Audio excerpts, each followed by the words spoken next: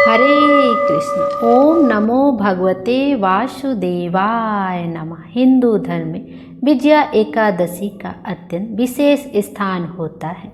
वैदिक पंचांग के अनुसार यह पावन व्रत प्रत्येक वर्ष फाल्गुन माह के कृष्ण पक्ष की एकादशी तिथि को श्रद्धा और नियम पूर्वक रखा जाता है। इस दिन सृष्टि के पालनकर्ता भगवान विष्णु की पूजा अर्चना के साथ व्रत रखने का विधान होता है।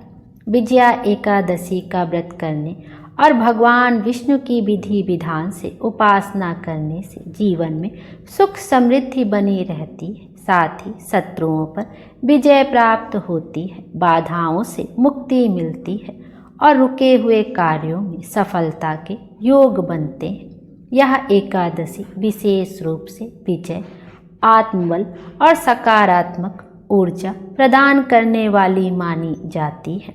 इस बार फाल्गुन मास के कृष्ण पक्ष की एकादशी तिथि का आरंभ 12 फरवरी गुरुवार को दोपहर 12:22 से होगा और 13 फरवरी शुक्रवार को दोपहर 2:25 तक इस एकादशी तिथि रहेगी और ऐसे में विजया एकादशी का व्रत 13 फरवरी 2026 दिन शुक्रवार को रखा जाएगा। इस बार विजया एकादशी पर अभिजीत मुहूर्त का भी शुभ संयोग बन रहा है, जिससे इस व्रत का महत्व और अधिक बढ़ जाता है। ऐसे में इस दिन की गई पूजा, व्रत और दान पुण्य विशेष लाभदायी माने जाते हैं। इस बार विजया एकादशी पर पूजा का आपका शुभ मुहूर्त है। पहला मुहूर्त है ब्रह्म मुहूर्त में सुबह 5:17 से लेकर 6:08 तक। फिर अभिजीत मुहूर्त है आपका 12:13 से लेकर 12:58 तक। फिर विजय मुहूर्त है दोपहर में 2:27 से लेकर 3:12 तक। फिर स्वार्थ सिद्धि योग बन रहा है आपका 7 बजे से लेकर 7:48 तक शाम तक, मतलब सुबह 7 बजे से लेकर आपका शाम को 7:48 तक। तो आप अपनी सुविधा के अनुसार जब भी चाहें शुभ मुहूर्त में पूजा कर सकते हैं। और यदि आपका शुभ मुहूर्त निकल भी जाता है तब भी आप निश्चिंत होकर भगवान विष्णु का सच्चे दिल से ध्यान करें। भगवान आपकी मनोकामना जरूर पूरी करेंगे, क्योंकि एकादशी का दिन ही पूरा शुभ होता है।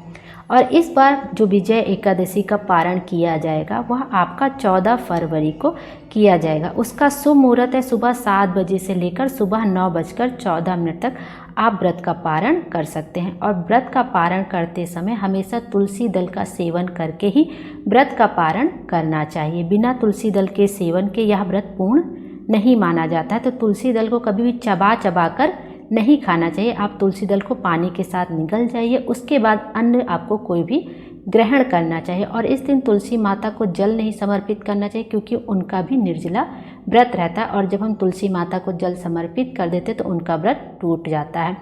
और इस दिन तुलसी दल को भूल से नहीं तोड़ना चाहिए, किसी फूल पत्ती को नहीं तोड़ना चाहिए। जो भी आप भगवान विष्णु को समर्पित करना चाहते हैं आप एक दिन पहले ही तोड़कर रख लें, चाहे वह तुलसी दल ही क्यों ना हो। और विजया एकादशी के दिन ओम नमो भगवते वासुदेवाय मंत्र का कम से कम 11 बार जाप अवश्य करना चाहिए।